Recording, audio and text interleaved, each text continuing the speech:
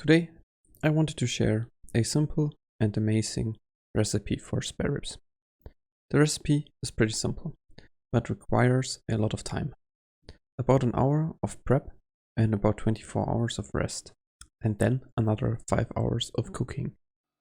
First, we got to mix the spices for the dry rub together.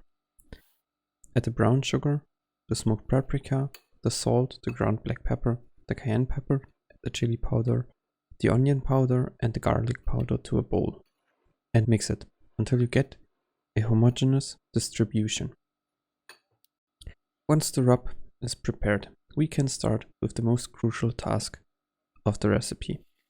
We got to remove the silver skin from the inside of the rib. We want to do it as fast as possible to not interrupt the cooling chain for longer than necessary. The easiest way to get rid of the silver skin is to use a fork and pierce under the skin alongside the bone. Then stamp the fork against the bone, then you can grab it with your hand and rip it right off. See what I did there? Rip it right off. We got to do this with all of the ribs. Once we did it, we got to use about 1 tablespoon of the dry rub per side of the spare ribs. And we got to make sure to massage the rub into the meat. After all the ribs are covered with the rub, we must cover them and put them back into the fridge. Let them marinate for about 24 hours. This will make sure that the spices infuse the meat. After the 24 hours, we can take the spare ribs out of the fridge and turn on the oven and set it to 120 degrees Celsius convection. While the oven is preheating, we must wrap every rib into some aluminium foil.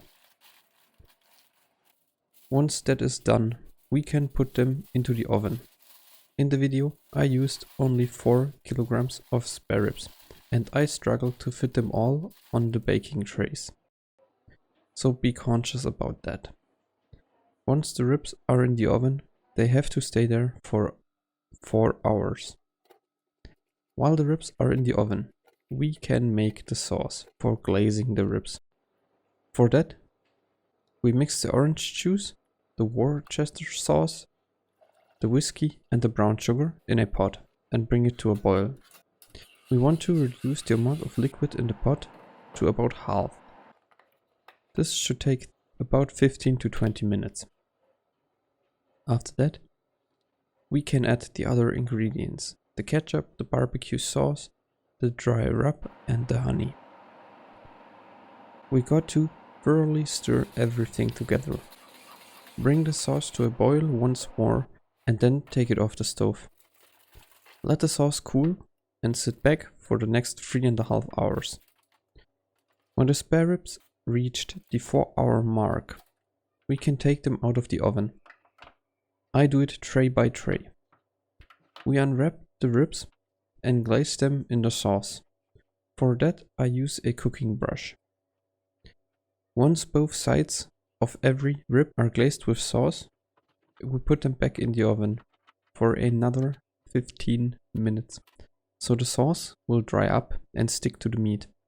Repeat this step once more, and after the second 15 minutes, take them out of the oven and glaze the ribs for a final time before serving. And with that, we are finished. Enjoy! Some notes. I like to make double the amount of sauce, so I can dip the ribs in there if I want to. The sauce is also nice as a dip for nachos or fries.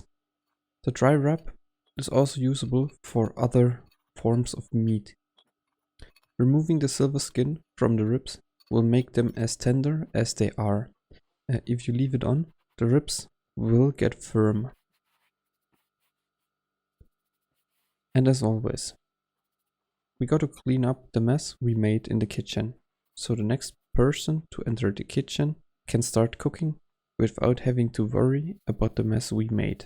Thanks for watching, and I hope you liked the video. If you have any questions or suggestions, you can write me down in the comments. I will read everything.